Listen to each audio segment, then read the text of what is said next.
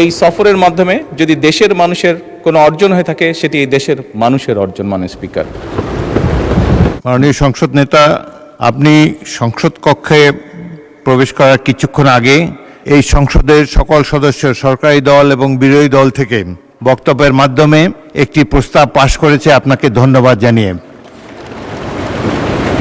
আপনার সাম্প্রতিক মালয়েশিয়া এবং চীন সফরের ফলে দেশের মর্যাদা বৃদ্ধি পেয়েছে বলে সবাই অভিমত ব্যক্ত করেছে এবং বাংলাদেশের অর্থনীতিকে, পররাষ্ট্রনীতিকে এক নূতন দিগন্ত সূচনা করেছেন আপনি এই সফরের মাধ্যমে। সেজন্য আপনাকে ধন্যবাদ জানাচ্ছি এই সংসদের পক্ষ থেকে। Welcome back to this parliament. আপনি কিছু বলতে চাচ্ছেন?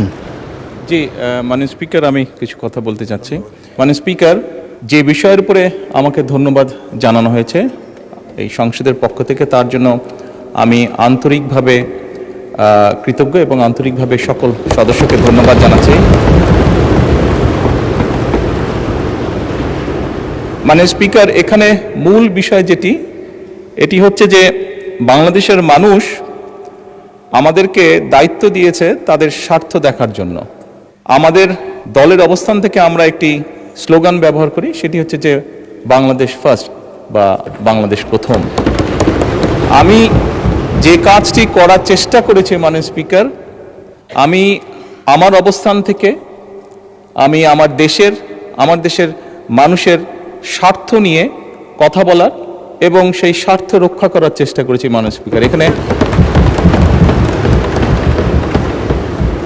মাননীয় স্পিকার, এখানে আমাদের কারোরই কোনো ব্যক্তিগত কোনো বিষয় নেই। এটি যদি কোনো কিছু অর্জন হয়ে থাকে, ভালো কোনো কিছু অর্জন হয়ে থাকে, এটি বাংলাদেশের অর্জন।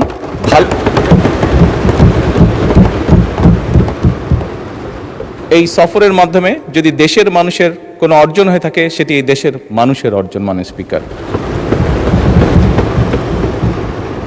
তবে মাননীয় স্পিকার, যেহেতু সংসদের সকল সদস্য, বিশেষ করে বিরোধী দলীয় নেতা, উনিও উৎসাহ প্রদান করেছেন দেশের জন্য, দেশের মানুষের পক্ষে কাজ করার জন্য, সেজন্য আবারও আমি আমার ব্যক্তিগত পক্ষ থেকে সকল সদস্য, বিরোধী দলীয় নেতা সহ সকল সদস্যকে আন্তরিকভাবে ধন্যবাদ জানাচ্ছি।